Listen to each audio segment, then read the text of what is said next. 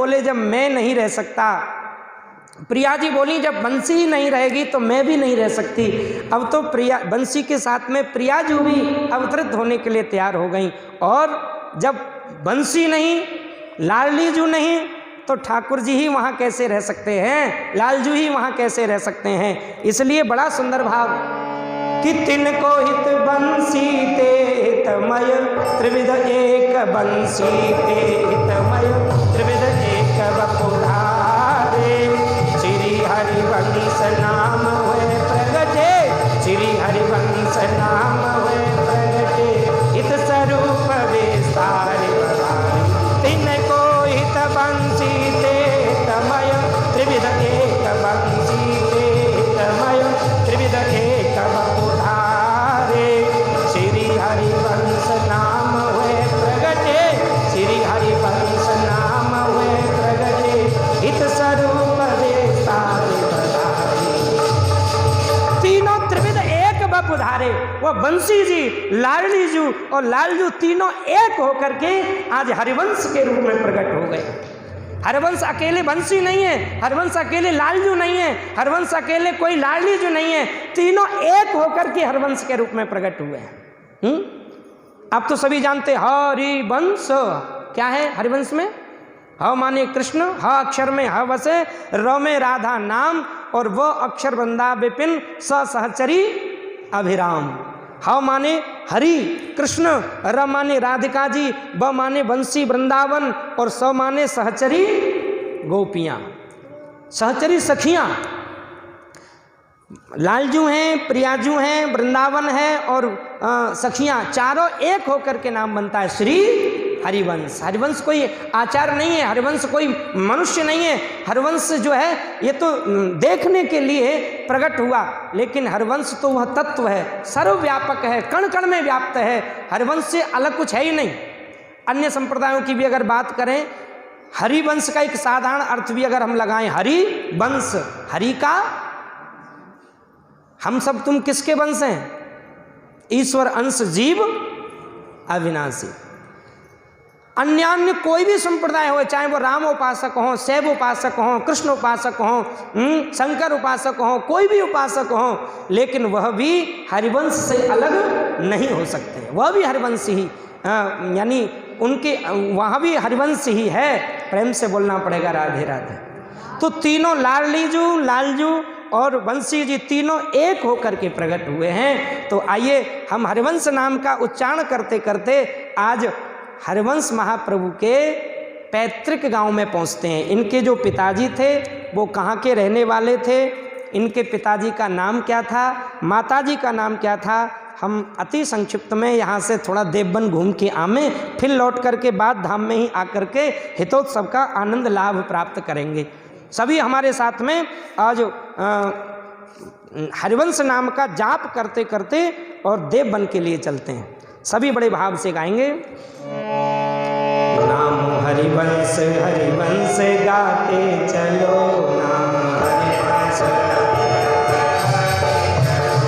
और गाते चलो, गुनगुनाते चलो, हाँ जी गाते चलो,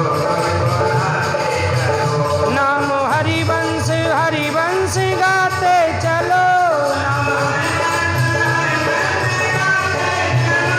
और गाते चलो, गुनगुनाते चलो, हाँ जी गाते। और देखिए बड़ा सुंदर भाव बता रहे हैं। हरिवंश में क्या है? इसमें श्यामा है श्याम सहचरी वृंदा धाम, श्यामा श्याम सहचरी और वृंदावन धाम। इसमें श्यामा है श्याम सहचरी वृंदा धाम, चार रूपों में ढल के बना एक नाम, चार रूपों में ढल के मन के मंदिर में हर पल सजाते चलो, मन के मंदिर में हर पल सजाते चलो,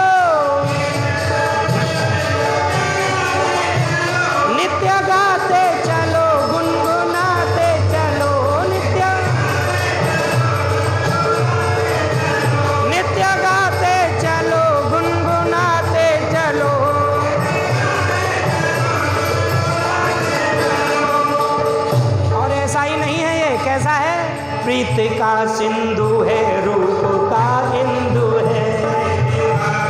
प्रेम का समुद्र है ये नाम। प्रीत का सिंधु है, रूप का इंदु है। प्रेम सागर में बहता भंवर बिंदु है। प्रेम सागर में बहता, प्रेम सागर में बहता भंवर बिंदु है। प्रेम सागर में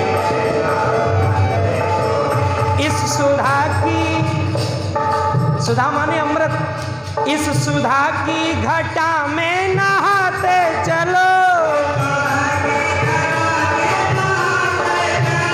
इस सुधा की घटा में नहाते चलो। नाम हरिवंश हरिवंश गाते चलो। नाम, ऐसे नहीं, दोनों हाथ उठा के ताली बजाएंगे बड़े भाव से। ओ नाम हरिवंश हरिवंश गाते चलो। और देखिए, नाम ही साध्य है, नाम साधन भी है। नाम ही पूज्य है, आराधन भी है। नाम ही पूज्य है। श्री कृपा के सदन को झुकाते चलो।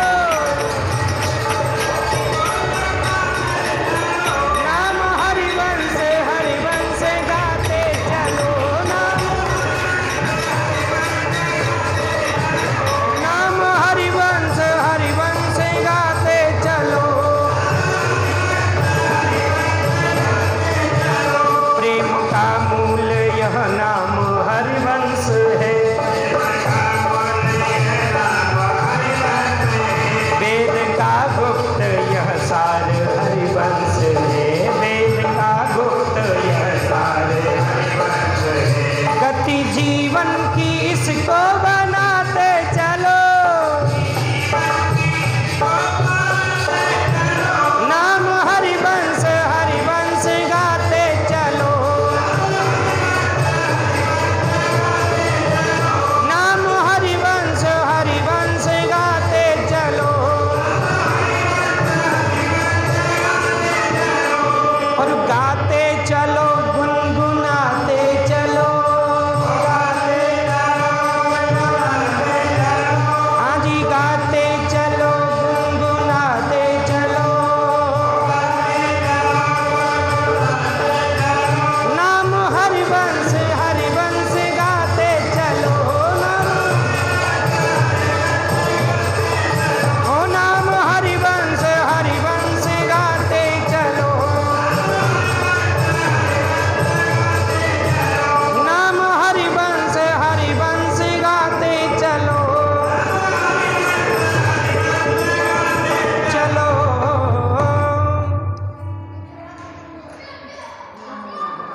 एक जगाधरी के पास में देवबंद नाम का गांव है। प्रेम से बोलो राधे राधे।